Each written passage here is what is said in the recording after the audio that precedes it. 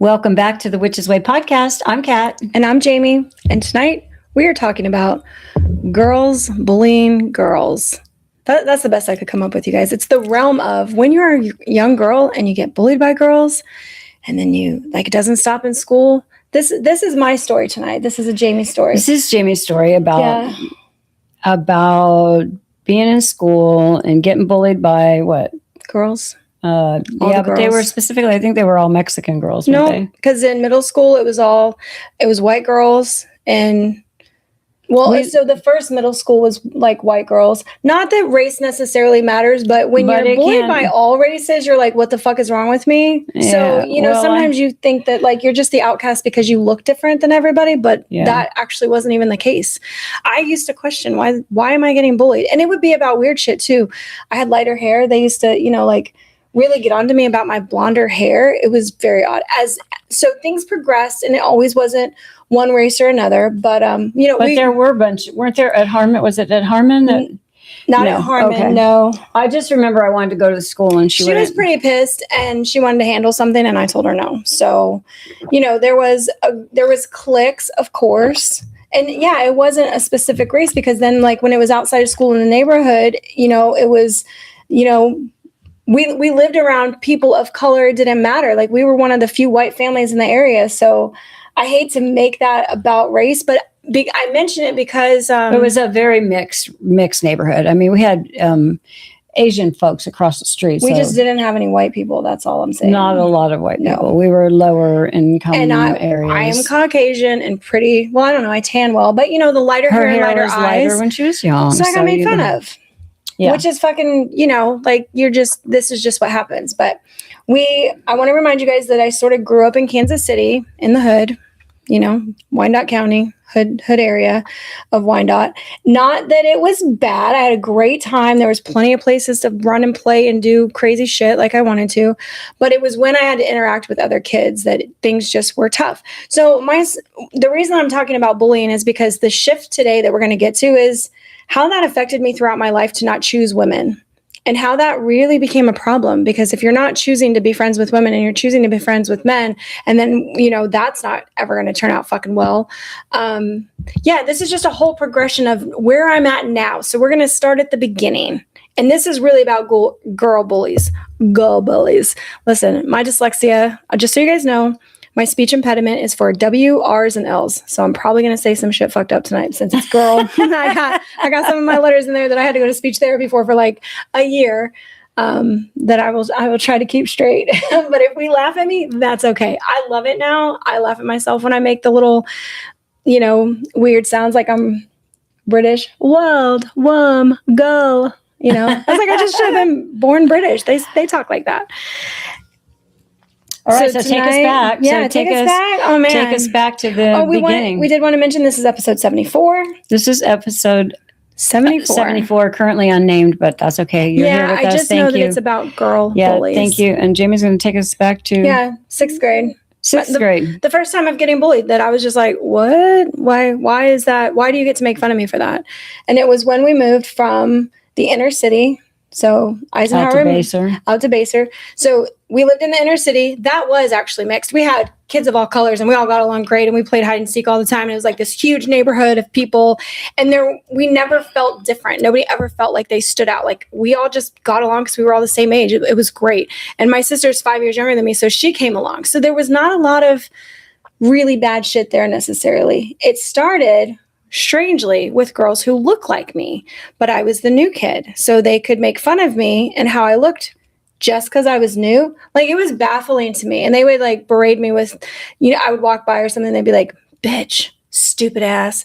I was like, I would be shocked. No, I didn't hear words like that before. Nobody's called me names like that.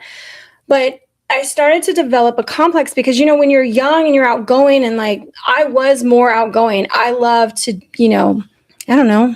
I like to be outside. So it was the recess time when all this would usually happen. And then it started in with the school stuff. So I realized that I needed to not be seen. This is probably the first time in my life outside of my home that I realized that being seen makes you vulnerable, makes people you're not subject to what they think of you, and they want to say that to you, and then how you react either eggs them on, or I don't know, maybe if I was more violent and just wanted to fight everybody, it would have shut it down. I really don't know, but I'm not a fighter. I'm more like, okay, so I'll think about that. So I'm a stupid bitch. Okay, so I'm not, though. I'm pretty sure I'm not. But then you hear that, right? So it was 6th grade, one school.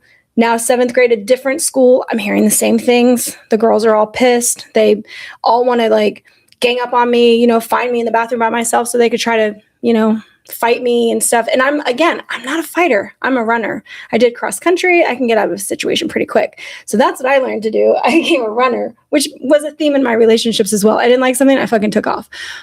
But this is where you're building these habits when you're young, when things are happening to you, like not being accepted. And if you're looking at people that look the same as you, you're going to the same school, even if you don't look alike, you're still trying to find your people and you don't find them ever, or you think you found them and then they reject you completely. Like, how do you find your place in the world?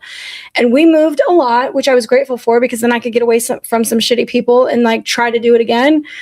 It just never really worked out for me. And I didn't know why. I became friends with teachers more than I became friends with any students ever, because I was like, I don't understand these kids. Like, what the fuck is wrong with them?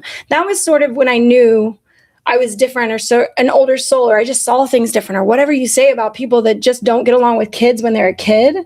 I was just like, fuck them kids. I don't know. Like, I wanted to hang out with my sister who was 5 years younger than me. She was cooler than anybody else. So I sort of stuck to that, where her and her friends, they weren't really mean. Like, they kind of looked up to me, or it was more of we could run around the neighborhood and still be tomboys and it was acceptable.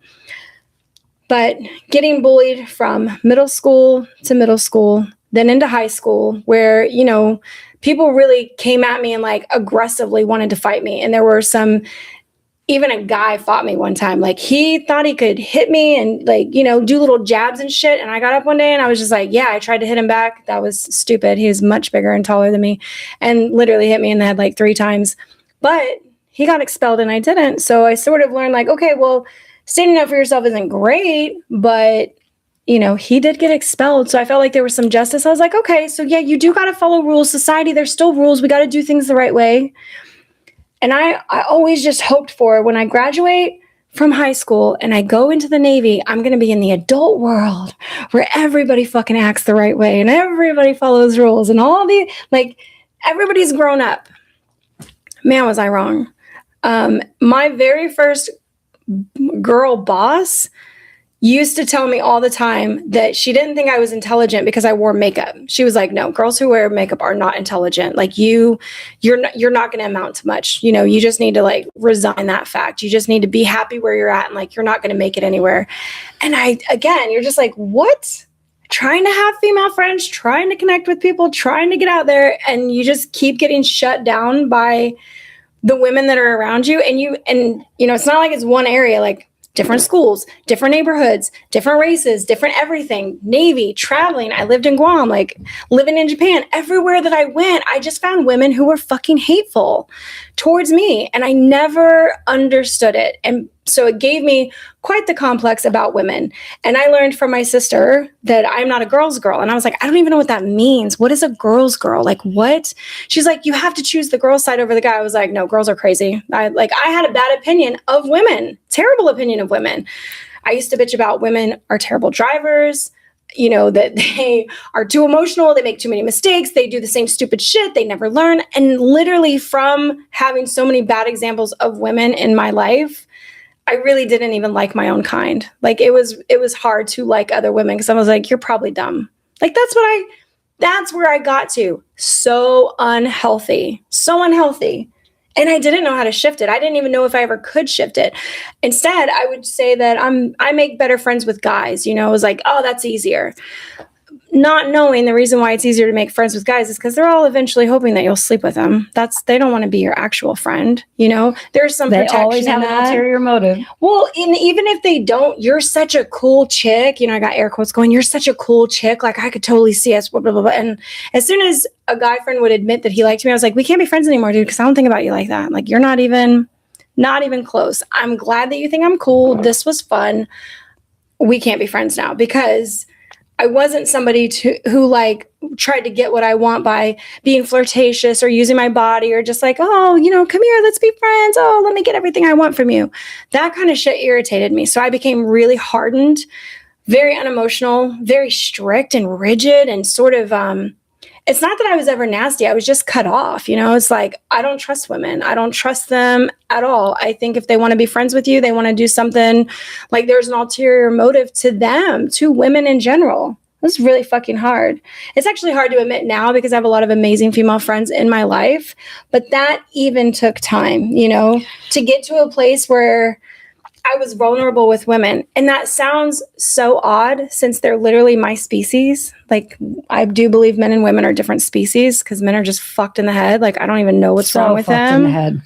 And I feel bad for them. I'm like, do you even understand that you're not like really? I mean, there's good ones out there. They still have a couple things, but there's very few good men. So most of the time with guys, I'm like, yeah, you guys are, I feel bad for you. Like, you got the shit into the stick being a guy. Like, that sucks. No, they didn't get the shit into the stick. They've made it that way. But this is not about them tonight. We'll bitch about them another night. Tonight is about. So what do you do when like you can't trust women? Being friends with a guy can only last so long, and then you got to move on. You can't like keep guy friends around.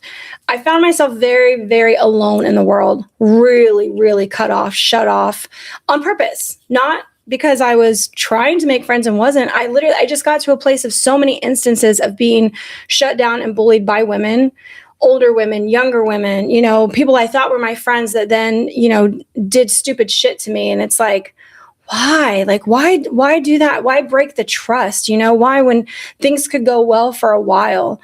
I tried to have a friend for almost probably 10 years.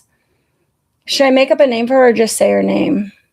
Whatever you want to do. I don't fucking know. I wasn't prepared for that. No, just the real name. Rachel.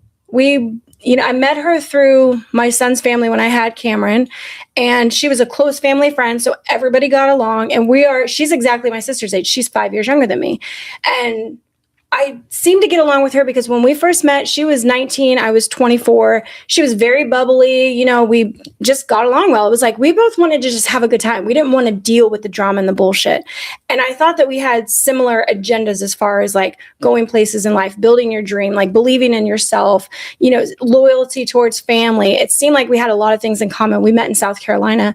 Well, she ended up becoming a model and, you know, going to New York, and she got around all these other women. So I met her before all of that, like before she was in Maxim and all these other magazines and doing these fucking shoots. And then the drugs came on and then like more shit. Right. And I think that her lifestyle made her unstable because I kept trying to stay friends with her. And the longer each year that we were friends and we would do stuff, I could see where she started to like use me and then, you know, act like we're all we have in the world. We're each other's family. So I got manipulated into this situation. Well, not into it, but I stayed in the situation and then continued to be manipulated in it. And then she had children, you know, it was like, then I got involved in her kids' lives. And I'm one of those people that, you know, I do have that loyalty. When you are around children, it's really hard to leave them. So I can understand why when men or women get with a partner that has children, it's much harder to leave because you still think about that child and how innocent they are and like all the things that they're going to have to go through, or you want to be there for them. It's like, yeah, you want to give up on the person, the mom or the dad, but you're like, the kid doesn't deserve to be given up on. So even trying to create a really solid relationship with Rachel and this bond that I thought was unbreakable, she did me wrong so many fucking times. And it was like a bad relationship where I kept having to learn my lesson of like, oh my God, oh, fucking again. An abusive relationship. Like an abusive relationship, you know? Mm-hmm. There was a time when she's one of the first people that gave me a drug and I didn't know it was a drug. And she didn't tell me that it was Adderall. God, I should just say that. Like, it doesn't need to be a secret.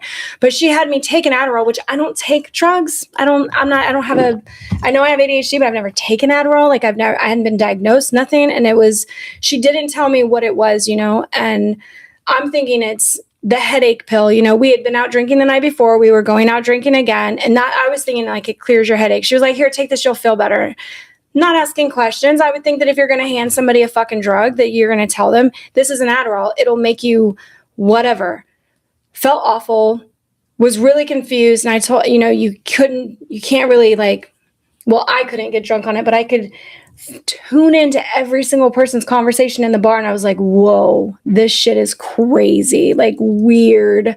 Oh my God. Jayme's never been. I've never tried anything. Never done drugs. Hell, at that time I hadn't even tried weed. She didn't even smoke weed until she was like 39 years old. Okay, that was the first drug. I know. So besides alcohol, you know, she's kind of rare. I feel like anyway, of all the people I knew, everyone I knew did drugs. But that's why it feels like such a bigger betrayal, because she knew I didn't, you know, and it was like, how could you hand somebody something like that? And Rachel had like water pills and she took different stuff for her little modeling gigs and all of that. But, you know, and I knew that maybe I didn't really know that she took Adderall, but I knew that she had high anxiety, right? I knew she had high anxiety. I knew she took something for that.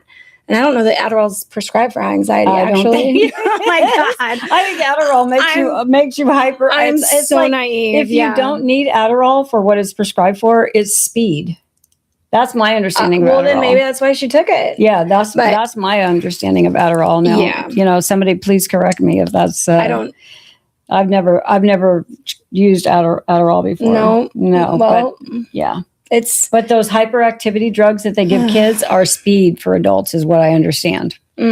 Well, I did learn that there was like a whole tablet, because after I got an effect, you know, after I started feeling something and I had a drink and I was like, I feel really weird. And she goes, yeah, that's the Adderall. And I was like, the what?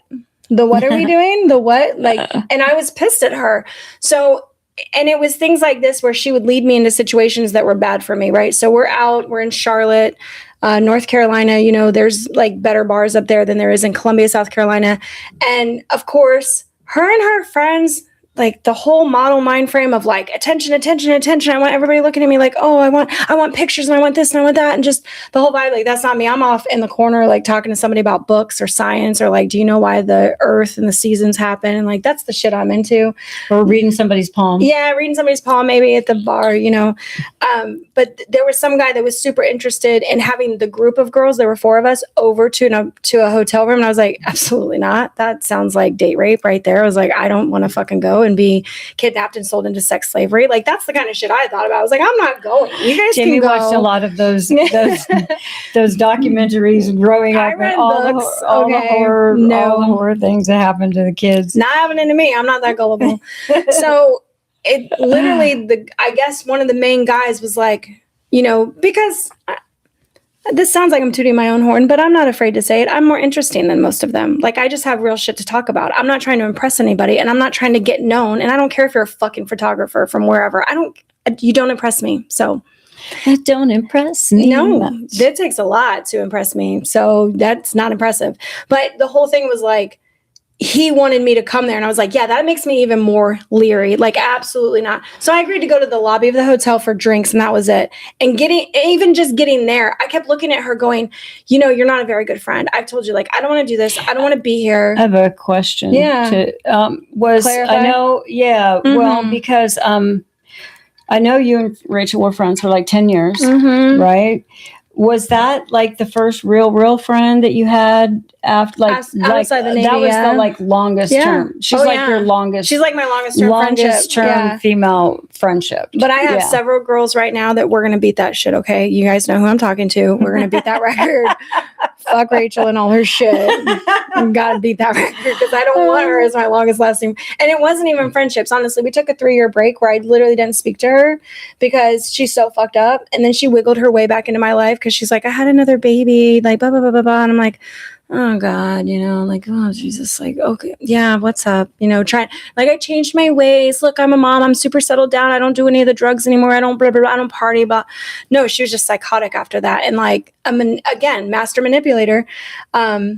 So when you guys hear me talk bad about Aries, and this is for 2 of my very close friends that are both Aries, and I'm like, how can you guys be Aries? No, you can't be like Rachel. No, that's the bad taste in my mouth that I have, is like, that was the friend Rachel for so long that was an Aries. And so that's all I knew. But I have 2 people that are proving all that wrong, and I just love them. So with the Rachel thing, was there would you describe anything in that relationship that you would consider bullying in any kind of way? Was there things that she tried to get you to do all the time? Yeah. That you didn't really want to do, and she kind of pressured you into it? Because I think that's like the, that's like the grown-up bullying. Accepted. That's like the grown-up bullying where you're not really bullying anymore. Now you're just kind of like, oh, come on, don't be a party pooper. Now you become, if you keep that bullying mindset, what does it evolve into as an adult? A manipulator. Well, and not having healthy boundaries, right? You're like, I guess some people still grow up and are bullies because they in certain areas of their life, like if they're bosses, or if they get in position of power, they can bully. But otherwise, what do? They manipulate in some kind of way. They're trying to get someone else to do something that they want them to do or to behave in a certain way. And I think they know that you don't want to do it, but they're like, I bet I can talk her into it. Watch. So, which is really fucked up. Yeah, because that's like, what does that say about how they think about you, their opinion of you? Yeah. So it's like they've diminished, and then when you put that together, you're like, okay, I'm just not gonna have, women are fucked up, men are fucked up, so I'm just gonna be alone. Yeah, I'm just gonna be alone. I'm gonna talk to the plants. I'll talk to plants and animals, and trust me no and my one. kid, trust nobody, put up the walls, not be. And the thing about that is, I think that's a temporary solution, and sometimes we do need to do that. But what happens if you prolong it, then you're like, you get so comfortable in that space that now you find it really difficult to put yourself out there when you change and evolve and grow and get around people. And then you really have to force yourself to do that. It's like you have to put yourself out there again. And you got to trust that the things that are these memories of yours that are seared into your brain because all this fucked up shit happened to you. You put yourself out there so gingerly, so tentatively, so fearfully, because underneath you're like, the last time I did this, I know what fucking happened to me. I know where this ended up. Is it worth it? Well, and you learn after going through so many of these situations, you learn not to trust your own instinct in this, That too. And that was what was really hard for me, is I knew the whole time that there was a lot of things wrong with it, but I didn't have the words to say it or stand up for myself or have a true hard, this is my boundary and you cannot cross it. And if you do, we are done. It took getting to a place where I was watching her son one day, out of the kindness of my motherfucking heart, because I watched her kid all the time. I paid for her life, basically. She came and lived with me for 8 fucking months. I asked her for nothing. I was trying to help her get on her feet after leaving her baby daddy. And, there was a point where she made her situation sound so bad, and I was not interested in a single soul on this earth, that I was going to change my name so he couldn't even find me to find her. So that is how far I was willing to go for this friend. Change my fucking name, help her get anonymity, help her fucking disappear. So sacrificing. There's that sacrificing loyalty. In it. It goes back into what will you do for somebody when you're that wrapped up in their life, and then you add in a child, right? And you just want what's best for them, and you just want to believe that they're the good people that they keep saying that they are, and that it's not their fault that they get into the bad situations. And, you try to forgive, well, she was drunk when she, gave me an Adderall, maybe, she wasn't thinking, I don't know. We do make excuses. We make excuses for the people that we keep trying to have a relationship with, whether it is friend, partner, family, you just keep making excuses until there does come a day when they cross a line. And I think for me, with Rachel's manipulation of my entire situation, is she saw me get with somebody that I had a serious connection with, and she could tell that was a threat to our relationship, because I wasn't going to live with her, and she wasn't going to live off me for free, and I was going to be committed to this other person, which is now my husband. And I could see her start to fucking spiral and figure out how to keep herself involved. She wanted to make my husband like her a lot, have her kids around all the time. She really tried to integrate into it. And, I let a lot of it happen, because I was just I don't what am I going to do? Throw her out on the street? How do you end this relationship that is not healthy anyways? You have something 1,000% better over here that you want to commit all your time to, time and energy. So one day when I was watching her kid and I didn't want to drive home, and she was already at the house, and she was like, when are you coming home? And I just didn't answer and went to sleep. I'm notoriously bad about answering texts. when I did get there, she ripped the baby from me so fast and was like, basically gave me the silent treatment and told me, you know, that I was the worst person ever. And she worried that we were killed on the highway like all night and all kinds of other bullshit. And I was like, bitch, you can see my location. Like, you know exactly where I'm at. What are you talking? Why are you freaking out right now? First off, I've done you a favor. I've had him for 3 fucking days. He's not even my kid. Like, what are you doing? Like, you have it so good with me right now. Why are you blowing up about, I kept him 1 night longer? You were gone for 3 days. That was on you to do that photo shoot and wherever the fuck you were. Like, that is when we stopped talking for 3 years. I went on to have this beautiful relationship with my now husband. And so 3 years later, she comes back in. Now, he already knew about her. So she actually used him to get to me. Started like, oh, you know, I've had another baby and I, you know, like, listen, I just, and trying to get him to feel sorry for her. Which he did. My husband has a huge heart to a fault and he likes to mention, he's a Libra. He wants to mend shit. He wants everybody to be happy. And he thought since we had been such good friends, like we should repair it. Because I had no friends at that time, right? Mm-hmm. Again, I just had no friends. I was not trusting anybody. I wasn't going anywhere with that. And I kept telling him, I was like, listen, dude, she's not good. She's a manipulator. She's going to try to get shit. You know, like she just gets her little claws in there and she lies and she drinks and does drugs and you can't tell, but you know, I always knew because her pupils would get giant. Dead giveaway. I had to fucking learn. Like, why did I have to learn what people look like on drugs? Why did I have to learn that? I shouldn't have had to learn that. You shouldn't have had to learn like, that. Just like when you're in an abusive relationship and you're like, okay, what are we getting today? Like, what's the mood? Oh, is she pissed off? Oh no, did something happen? Oh, you know, whatever. And it was eggshells a little bit, right? Like you're just kind of like, ooh, what am I walking into today? How's she feeling? And when I found myself being worried about her mood and what was happening with her, I was like, I really got to stop this relationship again. I can't, like, I should have never got back into this. And when I tried to end it very pleasantly this time, because before it was just like, you kept my baby overnight, I'm leaving, fuck you. And we didn't talk for 3 years and I was totally fine with that. I was like, I didn't reach out. I don't fucking care. Fine. You know, like I needed this to end anyways. But now she's living here near me and all the shit that's going on. I was like, oh God, she's like in my neighborhood. She could come by my house anytime she wants. Like she knows the people in my life. Oh, that was much harder to break off. I made it way worse on myself getting back involved with her. But the bullying didn't stop because then she did some really awful things like called my sister. This is 4 years ago when we had the hurricanes. It was a hurricane. Yeah, it was a hurricane. It was Irma, I'm pretty sure. So not the recent 2. Was it the recent 2? No, I don't know. Anyways, when there was fucking hurricanes in Florida a couple years ago, we've had a bunch recently. So many. But she called. We weren't speaking. I'd already cut her off. I told everybody in my life, I was like, cut her off, please. She's very unhealthy. Like, seriously, she actually scares me a little bit. Sometimes I worry that she's going to come light my house on fire. That's the kind of, you know, single white female psycho shit that she would do in my mind. And she does not forget nor forgive. She's got, you know, yeah, some tenacity about that. But anyways, she called my sister and told she didn't call my sister. She called my sister's best friend and told her that my nephew had been killed in a car accident and that my sister was at the hospital threatening to kill herself. All of this was fucking fabricated while we're going through a hurricane and everybody's on lockdown. And like, we're all like literally in our houses hoping they don't blow away. And this is what she does in one of the most extreme times in all of our lives where we're all just trying to like keep in touch and keep everything together.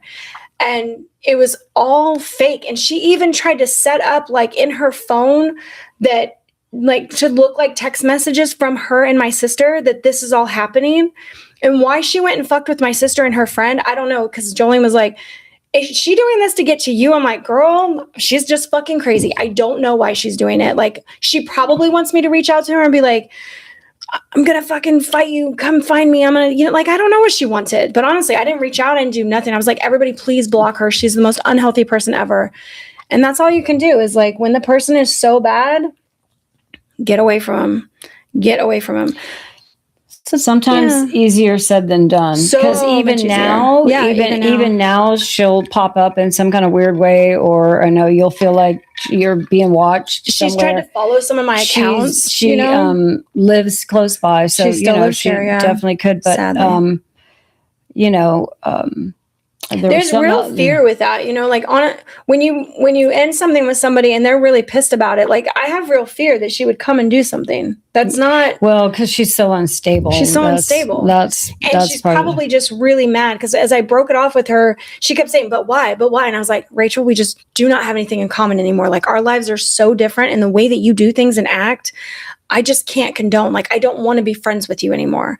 And I had to like break up with her. And it took me a month to get her to really understand, because I tried to answer her questions. I still gave her that space to like, she wanted examples. I was like, okay, so when you did this and this and this and this and this and this, and you wore basically lingerie to a 4th of July swimming pool party where all my family was, and then you got mad that we didn't cook something, and you like fucking stormed off with the food you brought and your boys, and like it was a whole fucking blow up. It was embarrassing. You're embarrassing. And there's she just did make a huge scene. There's no matching. She wore a fucking thong to a family barbecue at my pool at my house with all the families, and like everybody's, you know, husbands, wives, all the. I was like, what are you doing? Yeah, and it's not just the thong, but you know, her the attitude. Yeah, it's the way you wear the thong, you know, because some girls can be on the beach with thongs and they're just, you know, you're not. No. She was very overtly sexual, like out with her sexuality. And she would say things to other people at the party like, oh, I wish my kids had a dad like that. Oh, that's exactly what I'm looking for. And she would try to pawn her kids off onto the guys that are there, like these other family men that are in our family that make them feel uncomfortable, right? So she was scaring people away, literally. Then she tried to blow up after drinks or whatever the fuck about how your brother hates me and I don't, and I was like, he doesn't hate you. What are you talking about? Like, I don't even know. Why the fuck do we got to have this conversation right now? Why are we even arguing about my brother? It just got to be this place where if I wasn't completely obsessed with her and giving her everything that she needed, I was going to pay for that. That is an abusive relationship. If I'm not making her happy and doing everything that I needed to do, she was going to make my life hell. So the bullying is like her kind of like forcing herself onto you and her into my life, into your like pushing her way in. And then, you know, just like with the girls in high school where they're like pushing their way into the bathroom and trying to get in. Did you ever have somebody like try to get you in the stall? Yes, in the fucking bathroom. Like pushing their way into the bathroom and then trying to corner you in the stall and shit. Get me alone. It's the same. It's the same behaviors. And now you're an adult, and so learning to. And it's threatening, right? So the things that she did or would say are threatening. It's in a way of like, I remember one time she said, I don't think Tony would like that very much that you said that to me. And I was like, you think you're going to get my husband to take your side? And Tony and I weren't married yet, but one of the big fights was that she wanted to like, we did like a Celtic hand knot tying stuff. And of course my sister's going to do that because it's my fucking sister. But she got very upset about that. And, you know, when I was trying to explain to her, she was like, I'm basically the reason why you and Tony are together. And I was like, are you out of your fucking mind? You give yourself a lot of credit for things that are just like, you're delusional. So she would try to get me to think that my husband was going to be mad at me for like having an argument with her. And she did. She reached out to him several times and was like, Jayme won't, you know, talk to me. Like, what's going on? Like, what the fuck? Jayme won't talk to me. Jayme won't play with me. Jayme won't come outside and play. She won't take my kids to the park. Jayme doesn't want to go camping with me anymore. But you know, the difference between her and maybe the girls in high school as well, they were threatening. This one like is now an adult and has resources and she does. Is more skilled in their behaviors to be more devious and hurtful, you know, and potentially like cause harm because the deviousness and the revenge, the need to seek revenge comes in. Yeah. So this is like an escalation. This is like the next, this is version 5.0 of the 1.0s from high school. Right. But this one, then we're going to add on some mental instability and some emotional problems and just and a lack of really, I think, like a more like lacking in, I don't know if more morality is the thing. It's morality is not the word I'm looking for. It's just a lack of. Well, I know it's boundaries. Lack of boundaries is one part of it. But boundaries, but also what did she lack? Common fucking sense. Just like, I don't know. Just not having a problem with doing things that are really awful. Really shitty, like really awful things. Just being okay with having, like, sociopathic almost. Although she does, yeah. I'm I mean, not a psychiatrist. She scares me in that way, like. So, but it's almost like that. It can feel like that kind of behavior. Mm-hmm. And then the stalking thing that she does, where she tries to create other accounts to then follow my accounts or requests and stuff. And that's really some weird shit right every time she builds a new account, I just, and it like, unfortunately, I'm not going to change my fucking number. So, with things like Instagram and Facebook, it's like, you may know this person. Yes, I do. Block them from everything. Don't let them see shit of mine. So no matter what she sort of creates, it's like, at least the internet remembers that once upon a time we knew each other, and it alerts me about that. And I hate seeing her face, but I'm like, block her. Don't let her see anything. Don't let her know I exist in the world anymore.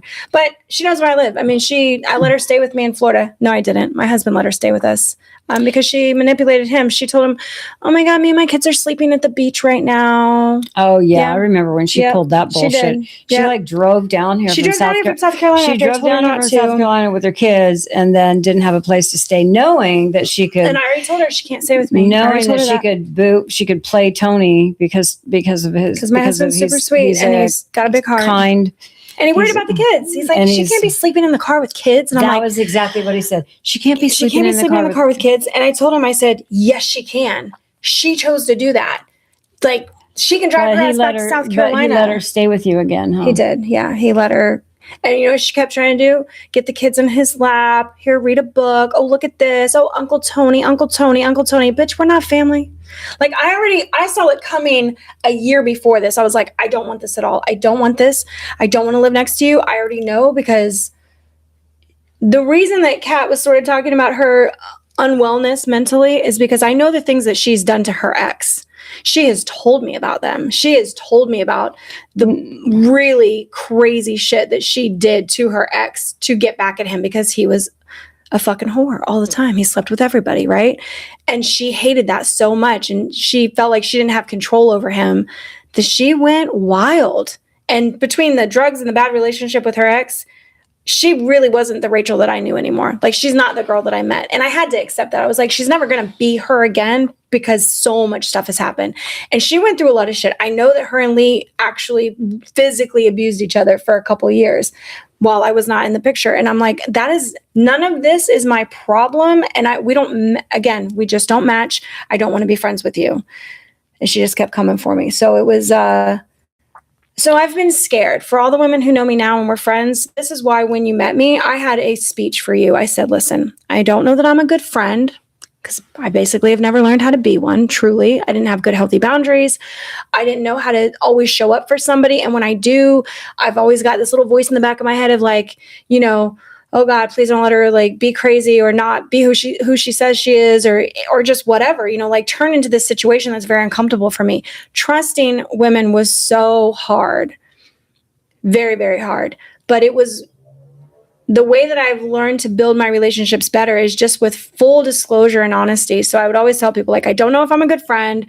I have a really hard time getting back to people, which sometimes can piss people off. It's nothing personal. I set my phone down all the time and lose it. Like, I have to just basically, if you want to be friends with me, I have to tell you all these things first, so that I know that you're never going to be like offended and mad at me and like thinking that there's some kind of game going, because I just don't know what a healthy female relationship looks like, like I just didn't have that ever.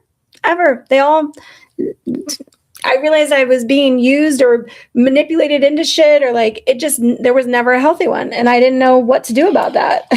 So do you think that stems from being bullied as a young? Definitely from being, I didn't want to be or teen. Yeah, I didn't want to be, I never wanted to get to a place where it felt cliquish, because what you usually get bullied from cliques, right? So there was a group of Latina girls, and it was run by the most popular girl. And yes, she was very pretty and, like came from a good family or whatever, she was like richer than all of us. But she had this whole little group that would do anything that she said. And she actually had a twin. So there was like Jessica and Julia, and Jessica was the fucking super mean girl. She was like the girl from Mean Girls, the head girl, which now I can't think of her name, but Love the actress. Rachel McAdams. She was Rachel McAdams in high school, where basically it was like whatever she said went, and everybody just followed suit. And I'm like, I'm a fucking art nerd. I'm not trying to become popular. I don't want to date any of the guys. Like, I'm good. And unfortunately for me, her boyfriend and I lived very close to each other, and we were friends. She hated that shit. She hated that. I guess I would see him more often sometimes, or like whatever. So she would try to get her little posse together and fight me. And what was crazy is like Jessica never actually hit me, and she never asked anybody else to hit me. She just intimidated the shit out of me all the time. They broke into my locker all the time and threw everything out of it, like ripped shit apart. So because I was a big art nerd, you know, I'd put together these projects I'd spend hours on, like painting stuff so they could go to shows. That was how I spent my years. I created art to go to fucking art shows, and like, hey, I have some really cool like awards from my artwork going to like New York and Washington, D.C. and stuff. I should be proud of that. But they didn't let me. You know, it was hard to feel proud when they just kept like ruining stuff. So that was probably one of the last straws. Like one of my big projects that I worked on all year. It won the award. Everything was amazing. I had it in my locker so that I could take it home. Yeah, they trashed it. I never got it back. So sucky, shitty. Wish we had cell phones back then. I'd have a picture of it at least. But that was how she sort of tormented me. Then you get into like outside of school. I lived in an area where, you know, this was rough living. I mean, you walk home and you just might get your ass beat for no reason. I mean, there'd be groups of kids in the street, and if they were like, hey, she said something about your mama. I remember that happened. Oh my God. We were walking home, and it was literally like West Side Story sort of thing, where it's like, you know, I mostly hung out with all the Hispanic kids because they accepted me, I guess. But we'd be walking home on that side. Like, I'm at the end of the tail of it. I'm not accepted. I'm not in the group. I'm a straggler dog, like at the end where I can hear things happening, but I'm never in the group. And then it was like all the black kids on the other side of the street, and they're yelling through the houses each time. You could see through yards. And I was like, this is fucking crazy. So you can't stop watching it. Over on Lloyd? Yeah, on Lloyd. And we're walking home. We were in the city. We were in the inner city. The inner city. Right by the actual projects and all of that. Yeah. So anyways, you got to walk through that to get home. And yeah, as they're yelling across from each other, there's an intersection where all the streets meet, and then all the kids gather, and they're just yelling at each other. And I was like, I'm on the very outs of the circle. I was like, this is fucking nuts. Like, I'm probably in 7th or 8th grade. Man, out of nowhere, this huge girl comes at me. She goes, and I didn't even know it was coming at me. She goes, what'd you say about my mama? And all of a sudden I like looked around like, who's she talking to? And the whole group had moved back, and now I'm in the center of the circle somehow. Like, I don't even fucking know what happened. And I just went to run. And you know, back in the day when the 90s ponchos were cool, like the whole like Mexican poncho looking thing, that's what I wore a lot. She grabbed my hood and caught me. Like, I was running, but she had my hood. Yeah. And she got a couple whaps in before I ran, and like got loose from her, but it was fucking terrible. I was like, what even happened? I don't even know your mom. How can I say anything about her? Like, I'm all logical and shit when these things are going on. Like, I don't even know you, your mom, your sister, your cousin. I don't know anybody you know. But it was little shit like that where you're just like, yeah, I'm gonna stick to myself now. Safety. This is a theme, even with the men's side, where safety is being unseen. Unseen is safety, right? So you shrink yourself, you make yourself small, you stay quiet, you like stay in the back of the room, you do everything you can to not be seen or heard, because you have learned that when you get into the place where you are seen and heard, bad shit can happen. And this was just another example of growing up in an area where if you were loud, you were going to have to fight people. Like, that was it. You're going to be known, and people are going to come at you for no reason, or they're going to make a problem. They're just trying to prove. If you're an easy fucking target for them to be like, yeah, I beat that girl's ass last week. They don't care. They don't care who you are. It's not about that. It was like everybody needed status or to feel like a badass or to have something to talk about. Like, I don't know. Because I'll tell you what. The next fucking day when I was terrified to go to school because I didn't even know why she wanted to fight me and who would have told her I said something about her mom and like how the fuck this whole situation came about. I took my ass to school because I believe in rules, and the rule in my house was you go to school. But I was scared because, like, truly, I didn't know who she was, but now I knew who she was, and I was going to be looking for her everywhere, right? Come to find out, she's already in the principal's office, has turned herself in with her own mom, and is, like, bawling.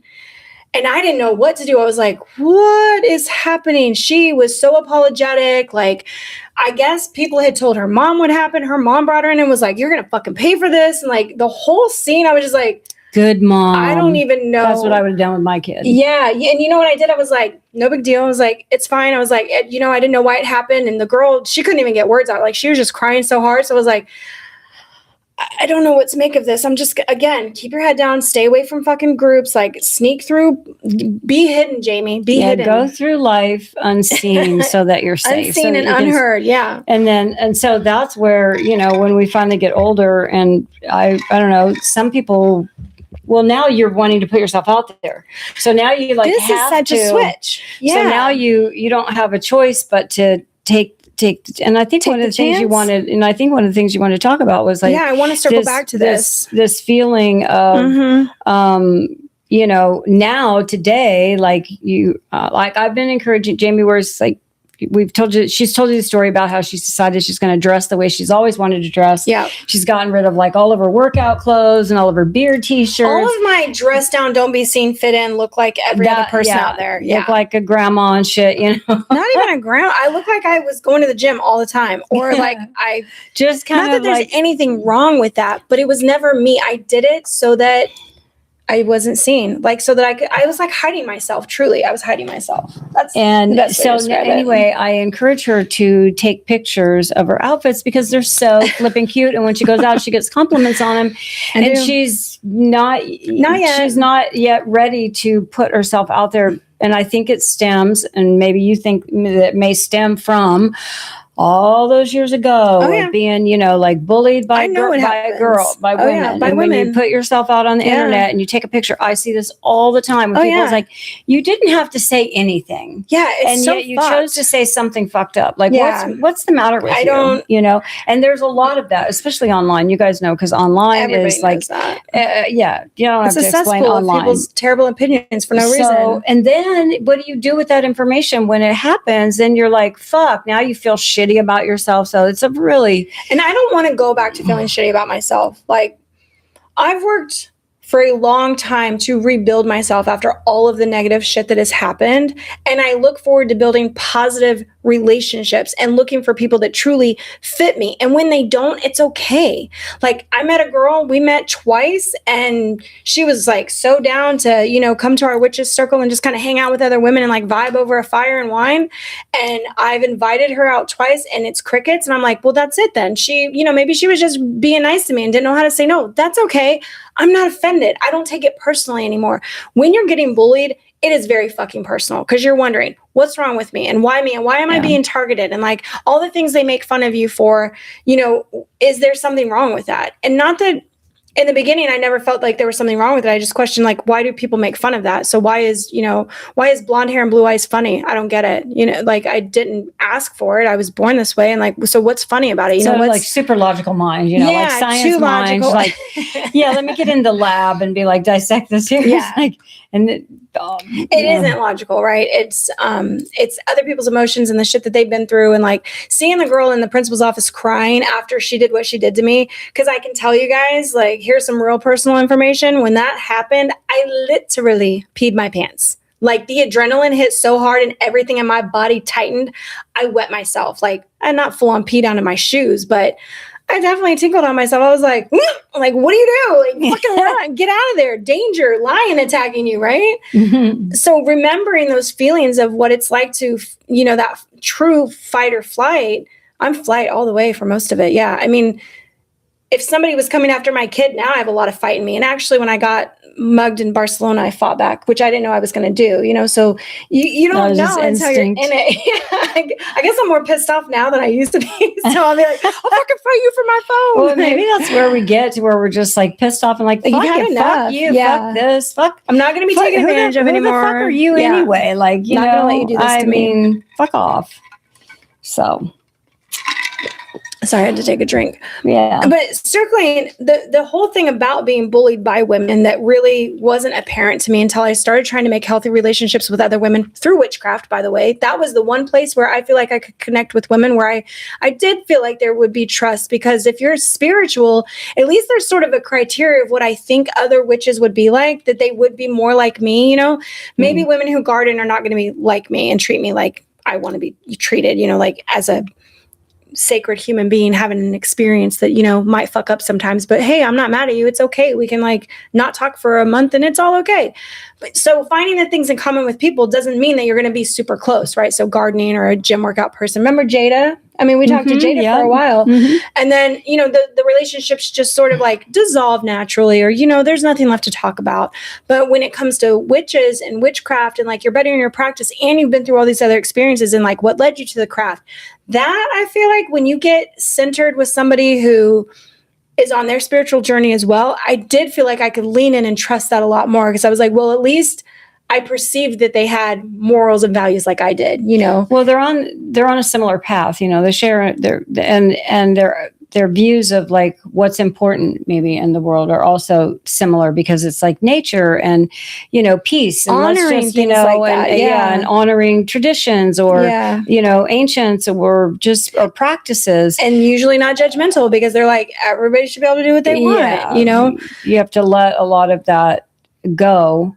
Or you do let it go just kind of naturally, because you realize how unimportant it is. Like, we're just here for a minute, and we're here having an experience. And when we can look at things like that, we're like, you know, I mean, I'm finally at the age where I'm like, okay.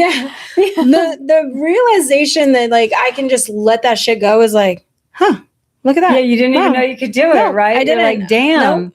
All those years I let all that shit bother me, because it really did. It really digs in, right? It did, and like then, because of you have the little scars and the little marks that people have sort of left on you, where it's like, damn, that really stung, and I don't want to experience that again, you know. So what my logical brain did is like, I would add up all the people and put them in a graph and be like, okay, so people who do this, like that wasn't a good fit. And then over here we got this. And so age also matters. And like, so not younger people, but older people and I would get along, and like literally very logical Virgo energy. Virgo energy. To analyze it all. We're both Virgo rising. So that shit. I had to analyze it all.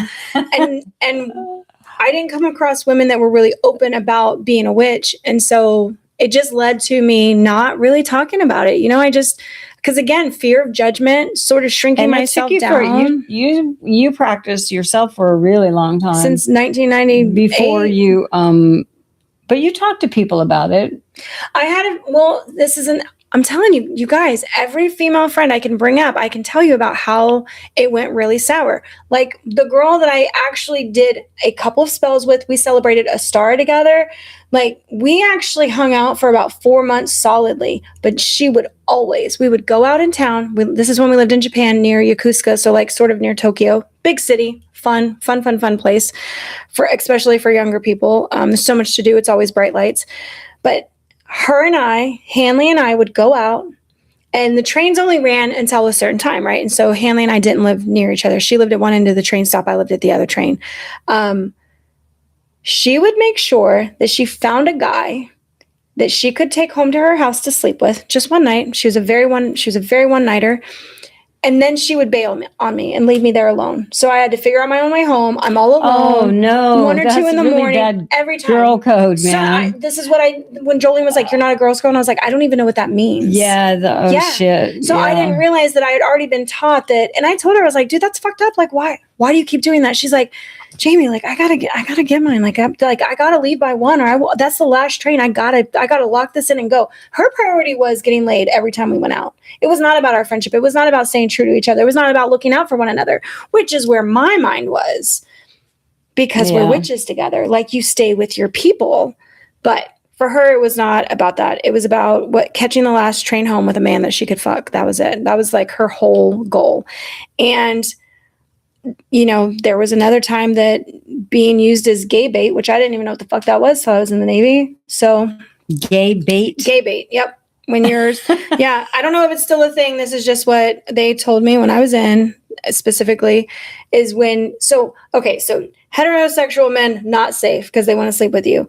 Women, not safe because they leave you for other people. I'll just be friends with gay guys. They're wonderful. They know fashion. They're like, talk me up. Gay men. I know, right? They are the best. Literally, they're the kindest and most fun and most genuine. Like they just say what's on their mind. It's like you don't ever have to wonder what they're thinking. I've known a few. I haven't had any friends, but I would totally have like gay guy friends. I would love to have a gay guy friend. Oh, gosh, yeah, I see gay men couples on Instagram. I'm like, I want to be your guys' friend. You look so fun. Yeah, I want to be your next door neighbor. Like, but I'm pretty shut off. I don't actually talk to any of my neighbors. So they're all older anyways. It doesn't count. Go ahead with the gay date. What is that? So I ended up, what I did my last year in the Navy is, there was, and when I was in, so I got out in 2005. So when I was in, it was like, don't ask, don't tell, right? So it also was don't ask, don't tell, don't show. So you can't have pictures of you like kissing a same-sex person and then people bring it up to the chain of command and blah, blah, blah, blah. But nobody fucking cared. Like we had on the ship, there was self-proclaimed segregation for women and men's barracks that it was like, nope, this is just where all the people who are, by whatever, who want to do this, they naturally wanted to group together and nobody fucking complained. We're all like, yeah, do your thing, man. It's not like you couldn't, everybody still had to get naked and shower in front of each other, but nobody ever worried about it. It was never a big deal. So in my day in the military, gay was okay. Like there was no big deal. We talked about it all the time. Gay is okay. Gay is okay. It didn't, nobody fucking cared. It was like, you can try to get kicked out for being gay. People will push the picture back to you and be like, get the fuck out of here. So what? So what? So what? Anyway, became really good friends with a guy who was super sweet and so fun and like never left me. We hung out all the time. But then I started to learn that we would go to the bar and the men that would come over to talk to me, he would start flirting with and stuff. I didn't care. Fucking, I don't go. If they want to go for it, I don't care. But it wasn't until later that that's what somebody told me it was. He wasn't my friend because we were friends. He was my friend because he had opportunities. His game was to try to turn straight guys gay. And I was like, I don't think you can do that just by giving people blowjobs. I'm just saying, I don't think that's the way it works. But in his mind, that was what he did. I'm being very frank about all this. I hope you guys can handle it. But it's, so this friend that I had that I thought really had my back because we were always together. He never left me, right? So in each progression of a friendship, I looked for the thing that the other person didn't do. So Hanley always leaving me. I was like, I need to find somebody who doesn't leave me at the bar alone and like fend for myself. So he never did.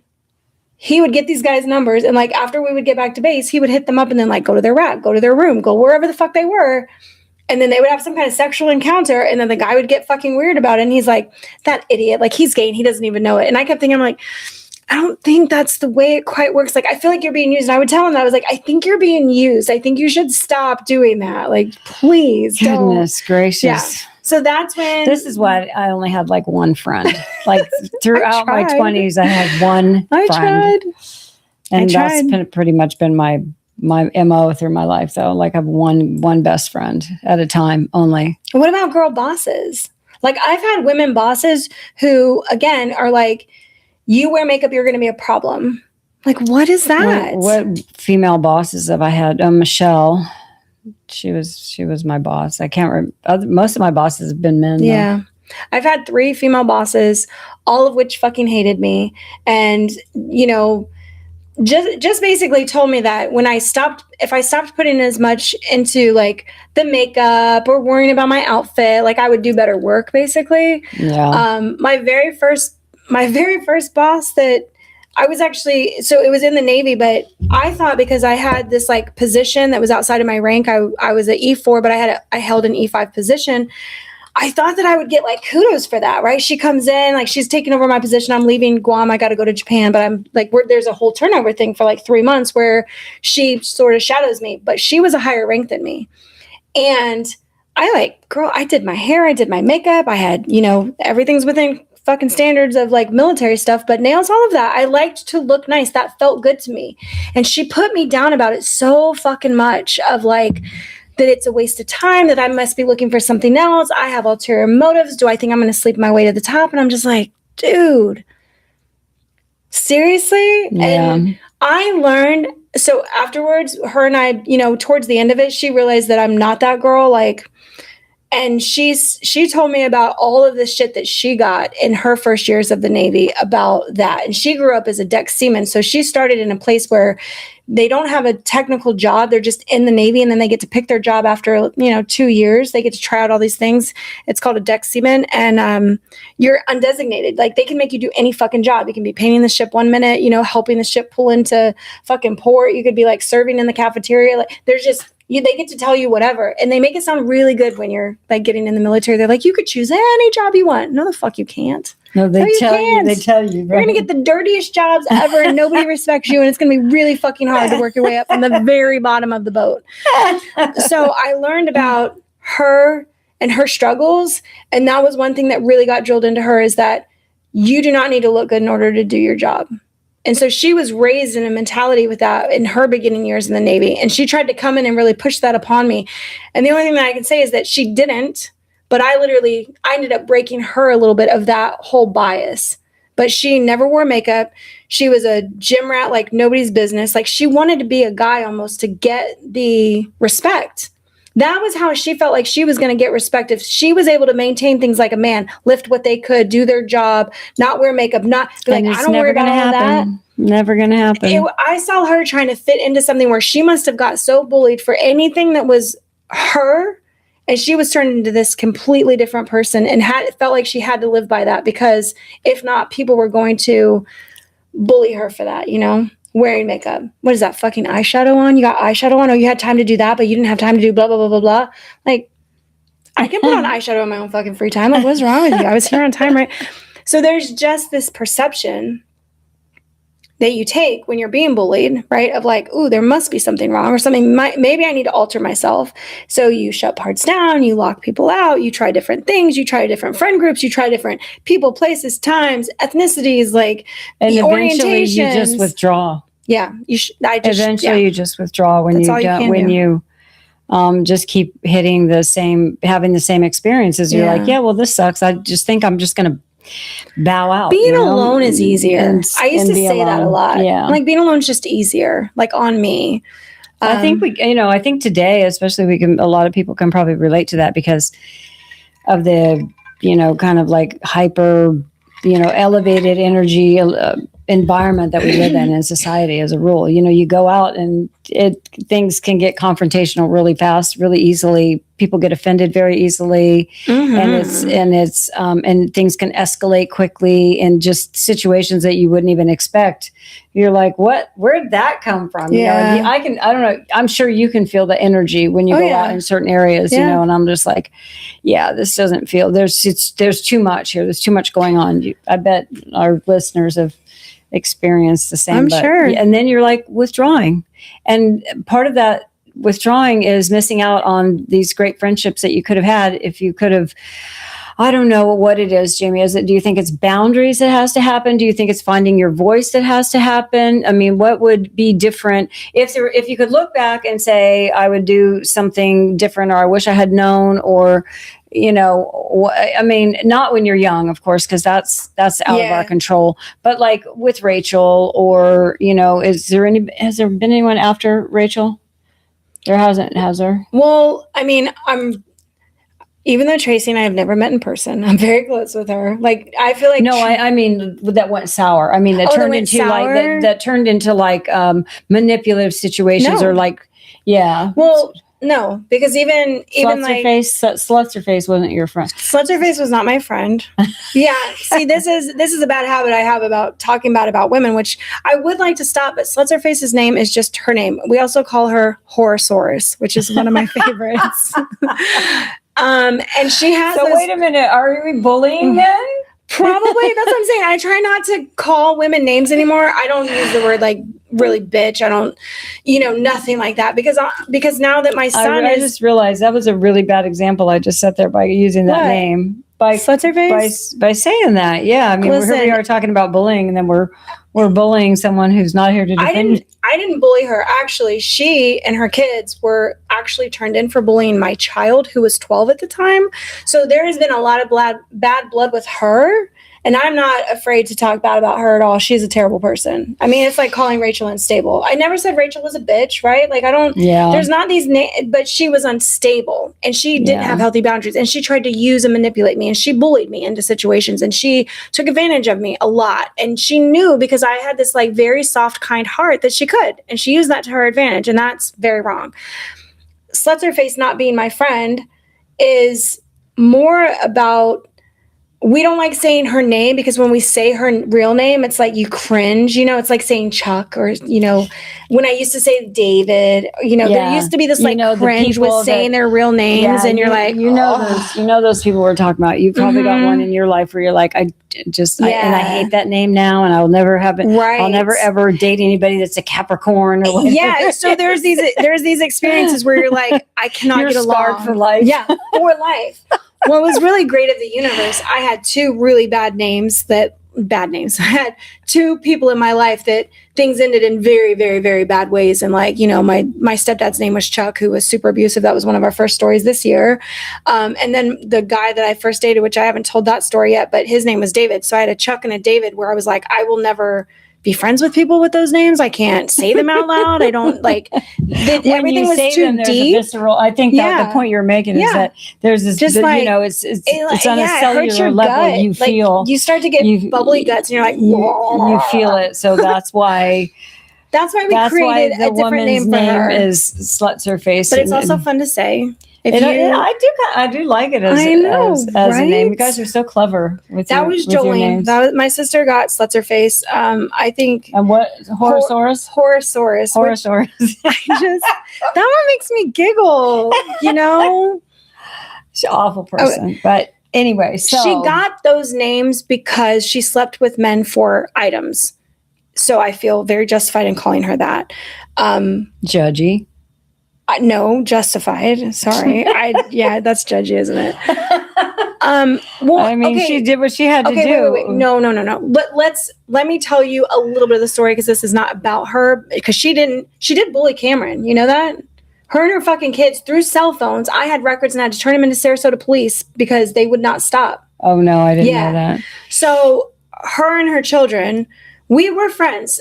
This was more my sister's friend from work. And then all the shit she did to Jolene, trying to get her caught. Like, she was selling stolen products and all this shit, and then signed it all over to Jolene, and was like, because they thought they were friends, Jolene almost got fucking caught up in a whole legal thing. I don't use the B word, but I can call her Sluts Her Face.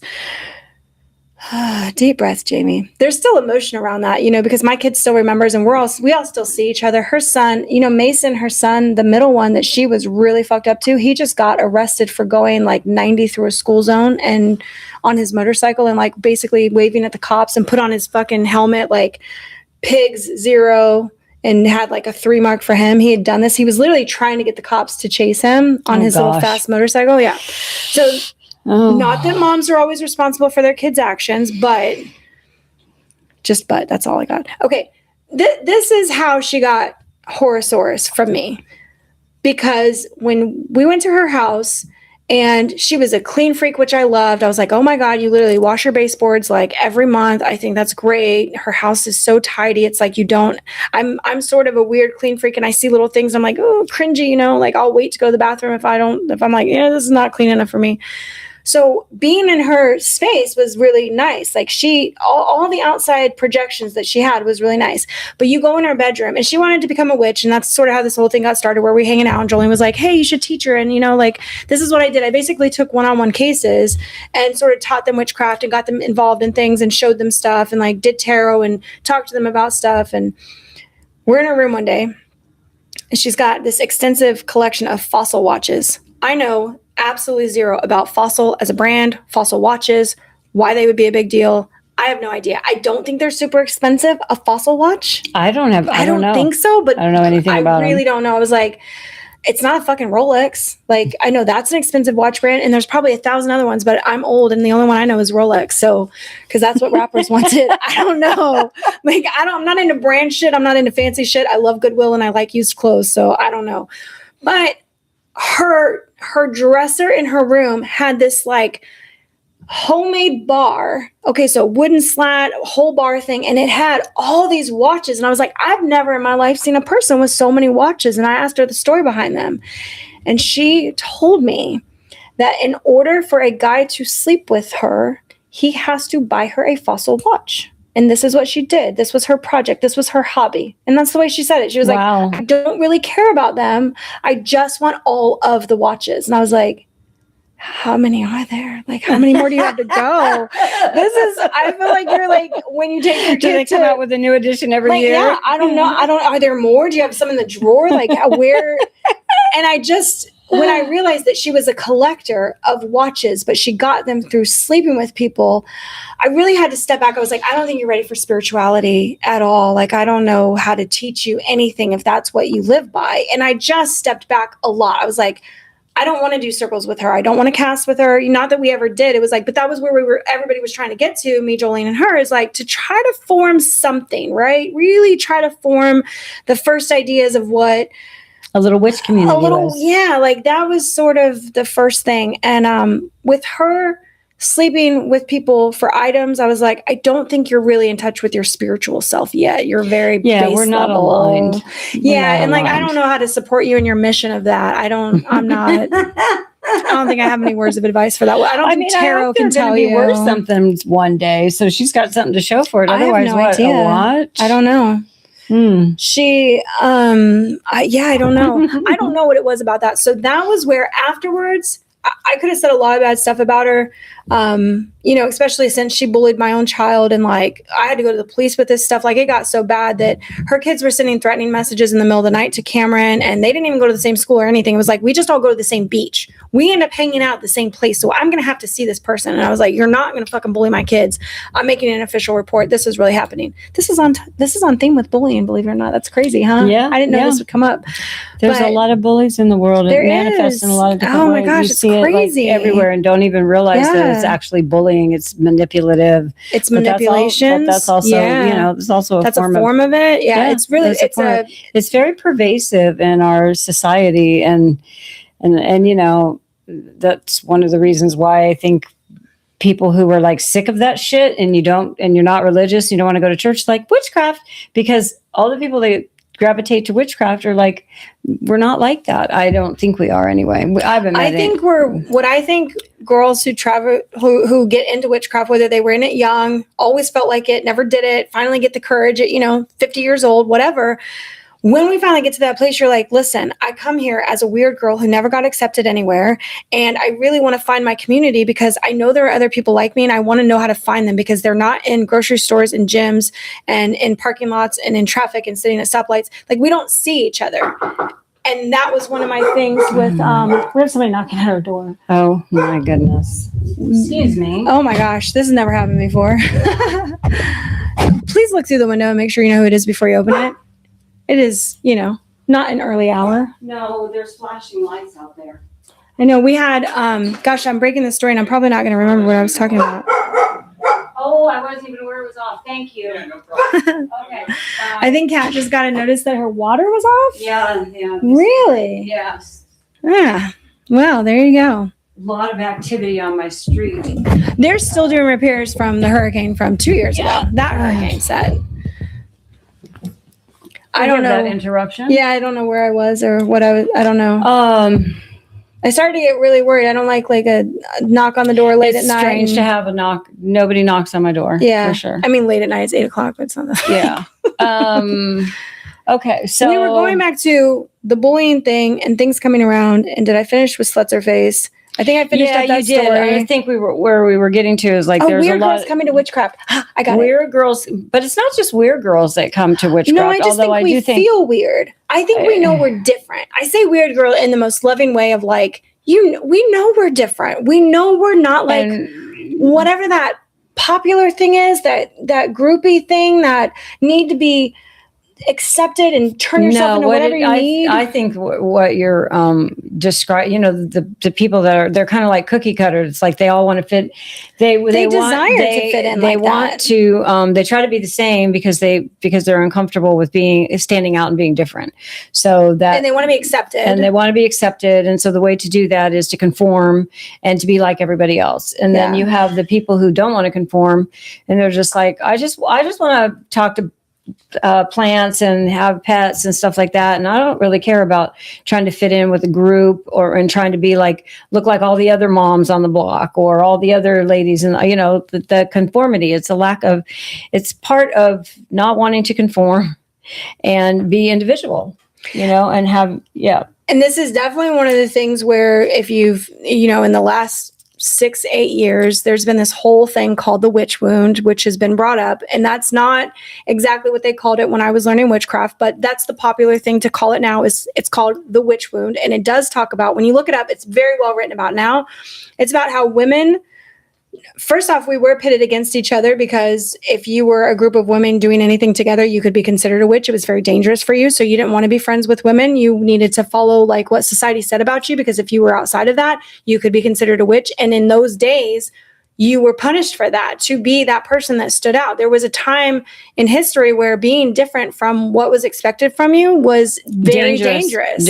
Potentially very fatal. Fatal, Often fatal. Yeah. I mean, because men didn't, and society, which was men, didn't tolerate it. And neither did women. I mean, if you watch, you're a Bridgerton fan, right? I watched Bridgerton, how the women who, one of the characters her husband divorced her in Bridgerton. And right now I can't think of her name, but she was, you know, she'd been like in the group of all the women who like meet for teas and are on these committees and do all these things. Right. And this is what is this? The early 19th century, early 20th century? Is it 1900s? Not early 20th century.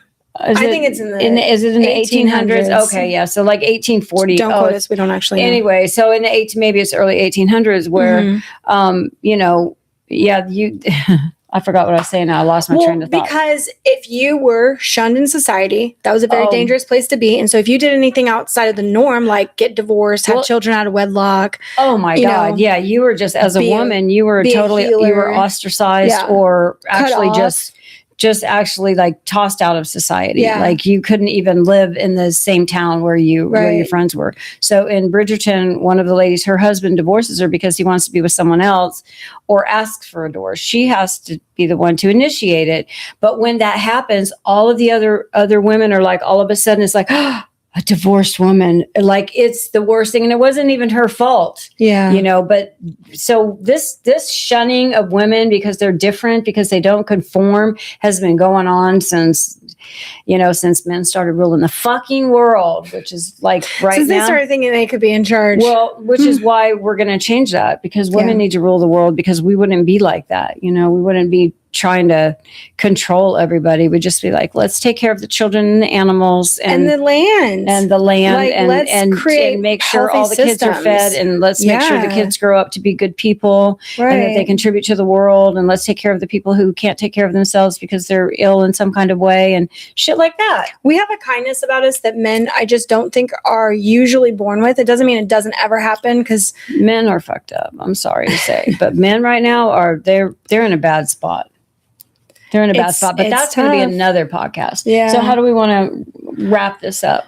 Well, I think the biggest thing for me is, like, one of the reasons why I brought up this specific bullying thing, especially from women, is that it's been extremely hard for me to make deep connections with women, to trust myself being involved with them, to trust that they want to be involved with me for, not nefarious reasons, or not to get their way or get something out of me, because I'm very giving. Like, once people get to know me,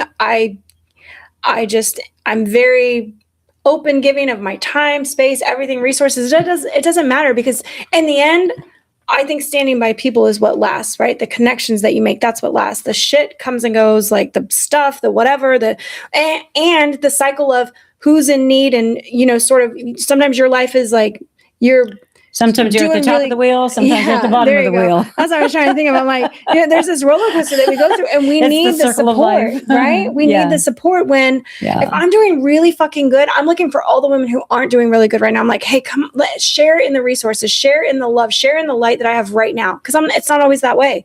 Last year, I didn't have anything to give. I was fucking wiped out, so the friends that I was able to get with, and when I could, that was so special to me. I mean, Selena, I hadn't seen her in like a year and a half, and even when Brianna and I got together, that was hard. Like sometimes it'd be 4 months before we saw each other, but it was just like life was really giving it to me.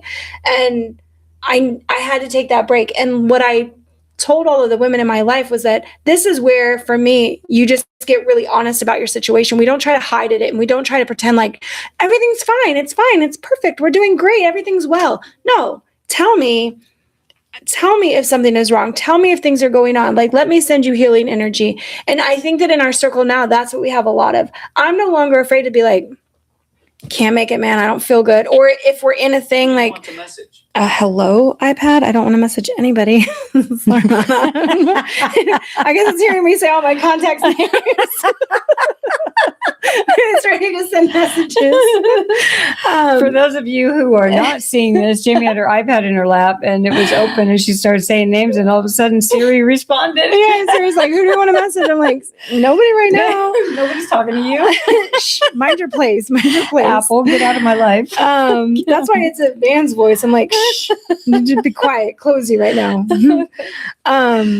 Yeah, I think that being able to tell people what you're really feeling and not being afraid of a backlash, say, I'm going through hard shit right now, and then not worried about them saying, God, you just always have so much going on. I don't think we can be friends. Like, this isn't a good fit. Like, they want you to be sunshines and bubbles all the time.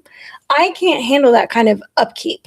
And I feel like when you get into that's a lot. The clickiness of people of like, we get together and we do this and everybody's got to be fucking happy right now. It's like, that's not convenient. I can't just. Well, don't try to dictate my moods and tell me what I got to be in. That'll piss me off. But, I think that's more of the beautiful thing is now it's like, if you're not in a great mood, but you show up, you're like, I really want to be a part of this, but I've got like 6 things going on. So I don't look great, but I want to be here and see all of you. And that happened to me in January where I was having a really hard day. I was like sick, in pain, just didn't feel good, but I showed up anyways. And I just told everybody, and I've never, ever been able to be that honest and not feel guilt for it. So just to give you a little context, we had our first Witches Circle meeting in January, get together, not meeting, but get together. We're gathering. It's a gathering. We're like switching around houses. So there's 3 of us, and we're going to trade off this year, and we're going to get witches together, like host it. So I'm hosting this Saturday, but the first one was January. And so we had like 6 or 8 of us there. Yeah, and, so that I just wanted I didn't feel well. I felt like shit. And I really was like, I didn't participate in some of the things that everybody was doing because I was like, I just don't feel well enough, but I want to be here. Like that is what I can do right now. That is a step. I mean, that's a big step to just, it's very, unselfish of you to do that. But also, I mean, just think of what that says about your growth. Like, you want to show up, definitely, even though you can't. And you also feel safe enough with these women to say, hey, I'm sorry, I'm not really feeling like myself, so I'm not going to be my bubbly, entertaining self that I usually am. But I'm not going to talk everybody's ear off. But I do, I want to be here because I want to participate in this. I want to see everyone, and I want to participate in this, the gathering. The gathering. So, and I think that, just the fact that, you're 40, about to be 45 on Sunday. On Sunday, is that right? Yeah, the day after this podcast comes out, 45 years old. It's taken you it's almost taken you that long to get from where you were bullied in the 6th grade and all the fucked up relationships that you went through and having to cut people off and cut yourself off from folks and make yourself disappear to finally get to this safe place, to finally get to a place where you're like, I trust myself and I trust these women and I can go into this space and it's okay for me to tell them that I'm not 100% today, but that, but I want to be, I'm here because I want to be with you. Yeah. But I'm not 100%. And they accept that. Of course. Yeah. They accept that. Well, that's the being able to be vulnerable and know that there's not a backlash. There's not a, you know, there's not like pressure. Then all of a sudden it's like, oh, come on, like have a drink, you'll feel better, or something exactly. crazy like that. The pressure to here's an Adderall. No, just kidding. Here, take this. You'll feel better in an hour. Yeah. Take one of mommy's little pills or something. Like, I don't know. Jeez, really, everybody just held space, and like I just wanted to be there, and it was great. And I think that the way that this sort of tied into me talking about it, I know that at one point we were going to go off on this, but me dressing the way that I want to now is inviting more and more women into my life to have experiences with them, positive or negative. And I knew that it could be either, right? If you guys haven't seen me in person, which probably not necessarily in person, but on film camera, just seen me, I have rather large tatas for my size. And that is probably one of the biggest things that women get offended about, or look at me like, oh, showing a lot of boob today, huh? It's like, they're fucking big. What do you want me to do about it? Like, do you want me to hide it when we wear a turtleneck all the time? That's been one of my struggles, and why I've really shut down dressing myself, because I was always trying to hide this part of me that I have literally no control over, unless I got a breast reduction. And why go through surgery if I don't have to?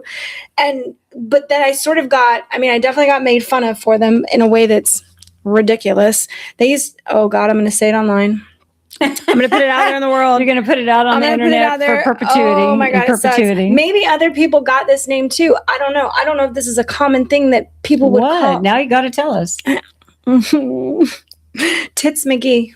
Tits McGee. Tits McGee was one of the nicknames that stuck for a very long time. And I was like, I don't even know if that's a real thing. Like, I never looked it up. Yeah. Anyways. But just the fact that you were just reduced to the size of your breast. Right. I mean, that's really what they're saying. It's like, you're just walking tits. That's what you're known for. You're walking tits. Like, that's it. I was called the letter P. I was called Cookies. Okay. There was all of these little names that like are describing something about me, where that's. Was this men and women? Men and women. Yeah. I got the name Cookies from a girl. Oh gosh. Yeah. They're so mean. So you try to laugh with it, you try to go on with it, but like really what it does is if you let it affect you, like I did for so long, it shut me down, and it made me want to hide things. And now that I'm dressing the way that I want to, I was just telling Kat this story.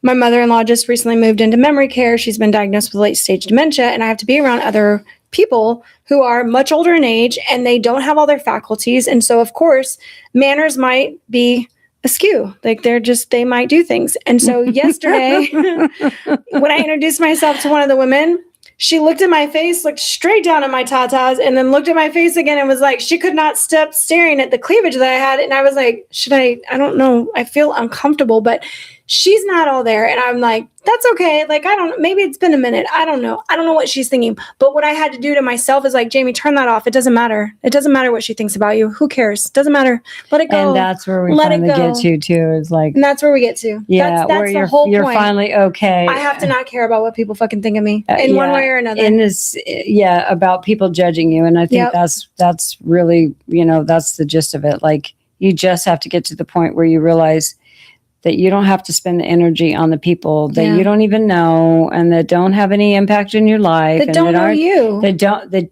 you don't know. They don't know you, and they're judging you. Making shit up. They're judging you based on the cover of the book, and they know absolutely nothing about your life. And you have to be able to get to a point where you're like, brush that shit off. So that's where it starts. Otherwise, if you don't, it will permeate you and your soul and your psyche, and you'll withdraw just like you did for so many years. So many years without friends, so lonely. And I think that that's where you go from. The evolution is to be bullied and have all these hurtful things said about you, and you're not liked and you're not accepted. And you just you try everything that you can, and you've shut yourself down, and you've changed yourself, and you've tried to conform, and then you've rebelled against it. And then you've just cut everybody out, and then you're really alone, and you're still not happy. Like, none of this makes you fucking happy. My happiest right now is that I'm doing what the fuck I want with myself, and I don't care what anybody else has to say or think about it. That is happiness to me now. That's where we have to get to. And I didn't know that was going to be my definition of happiness. Like, if somebody asked you, what is your definition of happiness for you? What is happiness? being able to do what the fuck I want to do, not caring about what anybody thinks about it. And I'm happy doing what I want to do. Like and you're not letting other people's opinion I'm not letting it you. in. I'm just not letting it in, you know? So you got like a shield around you, a magic shield. It's like, ping, bounce off. I have a magic filter of like magic filter. It's a magic filter. That's how I think of it, because I see the eyes coming in, I see the looks, or honestly, there's been so much positive. You recognize them. I recognize the things, right? Yeah. So I'm very trained and like I'm super observant. You're picking up on I see you pick up on the vibrations. I do. You pick up on the snarky and now, little. You can almost feel the eyes roll after they walk past you. I know, like I try in no way to expose myself, because I think that to be indecent would be like one thing. But you're not. No, I have shorts on underneath stuff, and I I have cleavage. There's just nothing I'm going to do about it. That's just what I'm born with, and everybody's going to have to that's like blue eyes. I was just born with these little guys. Like, I can't do anything about it. So you can be mad about it all you want, or not like that they're showing, or that your man is looking at me because he likes something. Not my fucking fault. You need to address that shit over there.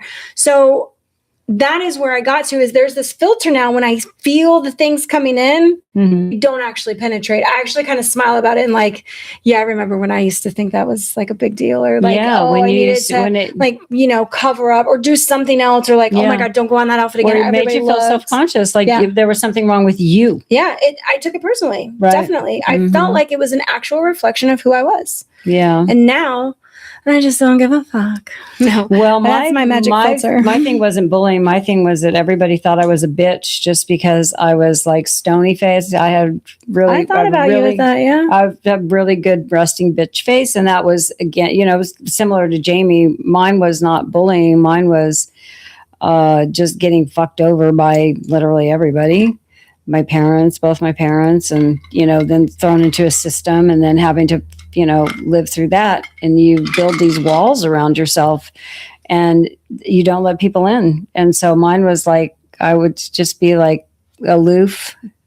I'm like that. I'm a little bit like that anyway, because I always stand back and watch people, and I'm not just like the life of the party ever. I'm more like the one that's like watching everyone.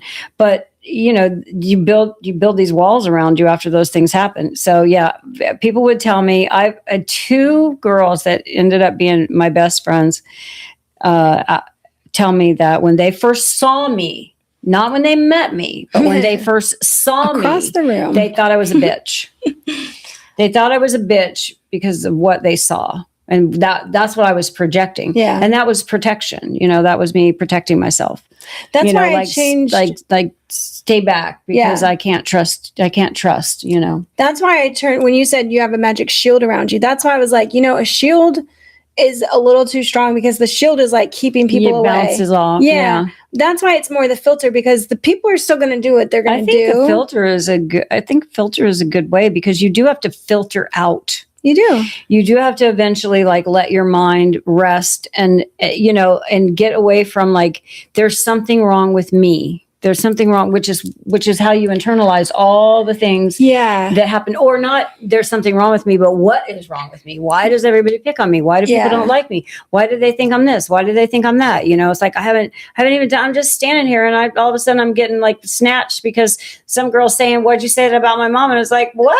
How do you even know me? How do we know each other? Yeah. I think the other thing is understanding, that filter is also about, and maybe you guys can relate with this, is if people look at you and they're unhappy with something, that is their fucking problem. First off, why should I care that you're upset by my outfit? That is not on me. That is on you. You're upset. I can't make you feel that way. You're allowing yourself to become upset because you don't like something that I'm wearing. Fucking don't look. Look away. Do something else. I definitely remove yourself from the situation. If I'm somewhere and I don't like what's going on, I'll just leave. I'm uncomfortable here. Instead, people want to make it your problem. I have seen, not that I watch any of the news stuff, but I've definitely seen people with shirts and hats, political stuff, and then people get into actual brawls over it. Oh my goodness. They get into real fights. Oh yeah. I'm just walk away. Sports people are the fucking worst too. Oh yeah, the fucking worst. That's sports not fans. Quite the way.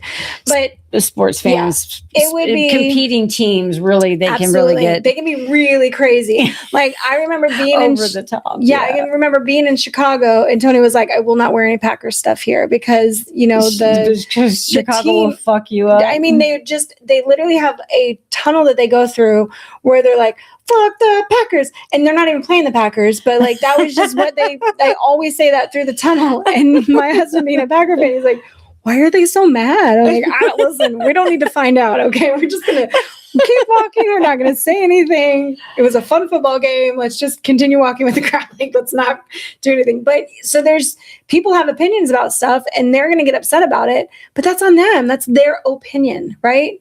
It's not fact. It doesn't have to be fact for us. Yeah. So that's why I say the filter, because I guess I just realize... and being with my husband has helped. I think I've told you about, like, we were in a pizza shop one time, and my husband is 20 years older than me. And, you know, I already look younger than I am. People don't think that I'm 45. And, you know, he's 65 now. So when we were going out 12 years ago, I really looked a lot younger, and I dressed younger too. I dressed like a hot little thing with tall heels and all of that. And I remember the older women staring at us, and I would get so uncomfortable. I was like, I don't want to be here. Like, they're judging us. They don't, you know, we're like literally in love. It's my perfect person, but they don't know that. They probably think and this is how I felt. I'm like, they think I'm a bought hooker, and I don't want to feel like that. Well, I'm letting myself feel like that, right? Like there was no filter there for me. I was going to say they think you're a gold digger. That's what I would have thought. Okay, yeah. Either way. But what it felt like to me was they were girl. A hooker. Is that what they thought? I didn't ask them. Oh, okay. I just kept walking. Was that the looks you were getting? Because it was definitely like the vibe. They were like, "Ew, you're disgusting." They like had disgusted looks. So fast forward, boy, those are 6 or 7 years later. We're married. We're in our own little town. We're at a little pizza shop. It's actually where one of his old offices used to be. We're in fucking Venice, Florida. Like, I get it. There's a lot of older people, but there's a lot of people who vacation here too. It's not just a retirement town. We're at this pizza place, and we're trying to enjoy our pizza. And there are 3 older women. So they're all probably more my husband's age. And they are staring, and they are whispering to each other and blatantly staring at us too. And I was like, now it's funny to us, you know, because I've been called his daughter before. He's been called my dad. Like, we've had some really funny bar interactions where people don't know what to make of our relationship. They just judge it wrong. And they're like, "It's so nice that you're out with your daughter." And he's like, "That's my wife." And it's like, you know, and it's, you know, like, just, we have to laugh about it now. It's like, we don't care. I used to care. I don't care. I don't. But I told him, I was like, watch them. They're really upset about us being together. And he goes, "So what?" I was like, no. I want to make them more mad. I was like, you want to kiss? I'm going to kiss you. And I'm going to and so I played it up a little bit. They got so mad they fucking left. I was like, yeah, you shouldn't be out then. I don't know what's wrong with you. But so there has been times where I played into it a little bit because I cannot believe how much it bothered somebody to see a relationship or something, you know. It's like, just people living their life, and you're over here like snarky fucking whispering, talking shit and all that. That's the, unfortunately, it's where we are today. Anyway, that was a while ago, but it's really bad now. That was years ago now. But it's just where I got to. And the growth for that for me is like starting out as that kid where I was really happy-go-lucky for a lot of my years, started to get bullied, went into this whole cycle of like, try to fit in, change yourself. Something's wrong with you. Hide your boobs. Don't smile at people. Don't be friends with women. You know, you can't trust them. Like, men are also not trustworthy. So just cut everybody off. You and your kid, just like form a perfect life. Never talk to anybody. Don't be friends with people. Get a dog that can kill someone so that you're safe. Like, really wall yourself in survivalist style. Yeah. That's really what it is. Isn't it? That's exhausting too, you know? That's what it is. And lonely and just lonely. Well, and, you know, you are missing out on, you know, human interaction and human experiences. But I'm missing out on growth. That's the one thing that didn't happen during that time.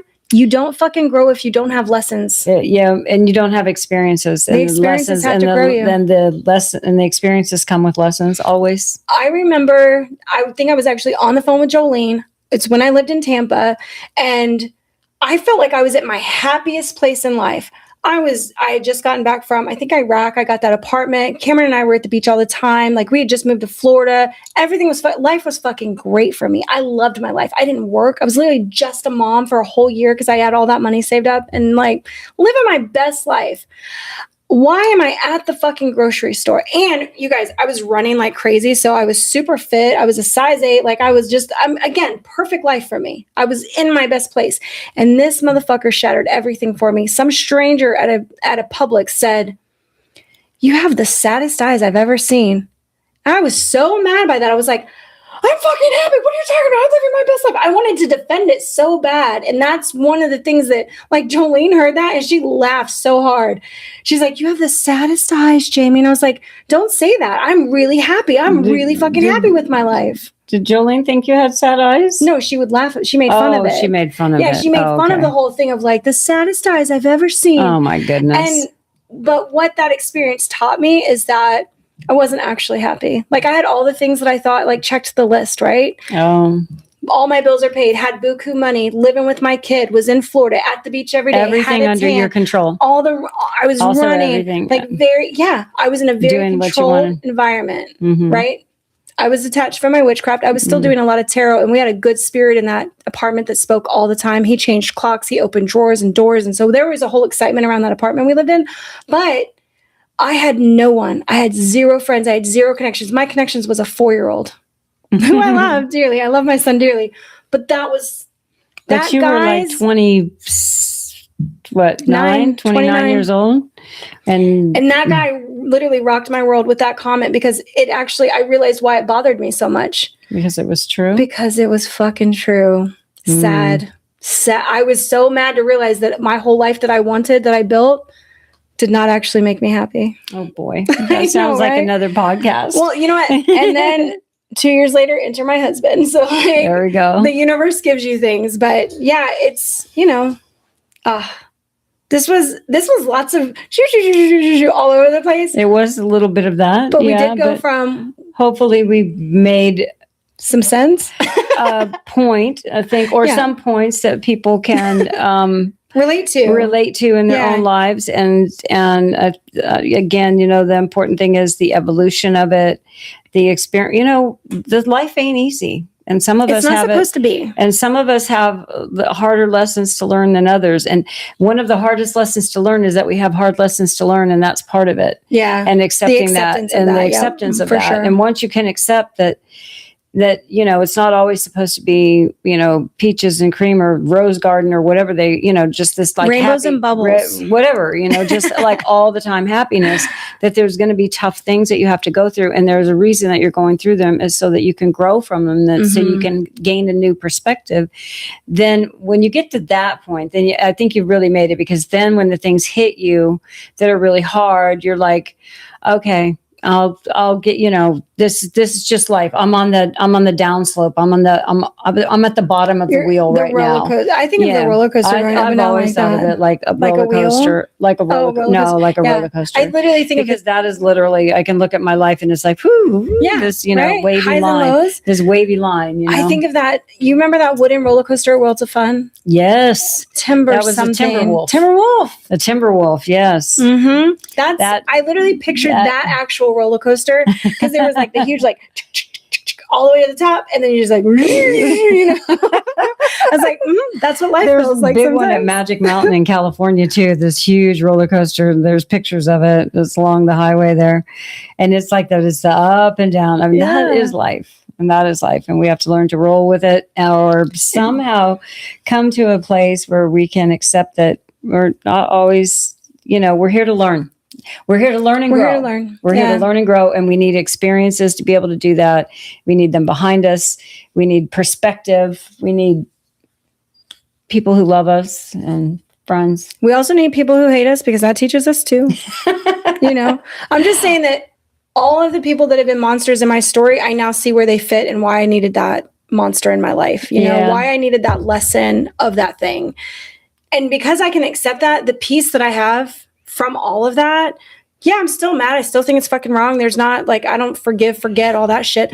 But I am so much better about it, as far as I don't let it affect me in a way. I think that's the same thing with, instead of the shield, it's the filter, where I'm really able to do that. And that takes time and fucking practice. That is not just like a switch overnight. It doesn't work that way. All right, Riches. So what's our parting thought? Our parting thought. Keep your filter strong. Keep your filter strong. Keep your filter clean. I don't know. I would say, whatever you're trying to heal, continue to try to heal it, but put yourself back out there, because the only way that you can find the people that are really your tribe is to put yourself out there and like continue to look for them, because they're looking for you. It's the reason why we did all of this. When I decided that I wasn't afraid to be me anymore, and I told my husband what I was going to do, he was like, fucking go for it. I support you all the way. It took one person to believe in me to get me to this place. And I don't know that I ever would have really had the courage to do it without him, but I don't know. Just the way that everything moved, I had to, because living in the other way was crushing me. It was draining the life from me. I knew that I wasn't who I needed to be. And I think eventually you get to that place where when you're not living who you're meant to be, life is going to keep tearing you down until you're finally like, I give up, fine, I'll do it that way. Like, I know what I'm supposed to be doing. I'm just going to fucking do it now. It absolutely does do that. It will tear you down to that spot until they're like, it really does. Are you going to do this or not? Are you going to do this or not? Are you going to finally do it or not? Are you going to do it or not? And, to have those lessons repeating over and over again until you finally do the thing that your soul decided you wanted to do anyways.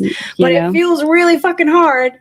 That's the whole thing of, moving forward with it. So we're here to support you. We love you. If any part of these stories clicked, please let us know. I love to hear what you guys, well, it sounds fucked up. I'd love to hear what you've gone through also. Like, we're not alone in this. I think most people have stories like Kat and I have. And that's one of the reasons why we're dedicating the entire 2026 year of podcasts talking about to these hard topics and being really open and honest about our own experiences, because that was the one thing that I did. I hid a lot. I wanted to really believe and feel like everything was fine. And it's okay that it's not fine. So that's what I finally got to, is being able to be open about it and not be embarrassed or like feel like I'm going to be judged or bullied by my differences, what I've been through. So we're here for you for that. We love you guys, and we will see you next 2 weeks from now. Yeah. Or on our lives. Or on our live, or which on our we'll lives. have a live Next week. We'll have a live on, we're saying next week, but nobody... Yeah. Oh, yeah. This will air on Saturday, the 21st. And so we'll have a live grimoire. We're building grimoires this year. And that's next Tuesday. You should be hearing this on Saturday. And I don't know what the date is, because I don't have my calendar. 24th. We'll see you for a live. February 24th, 7 p.m. live on YouTube.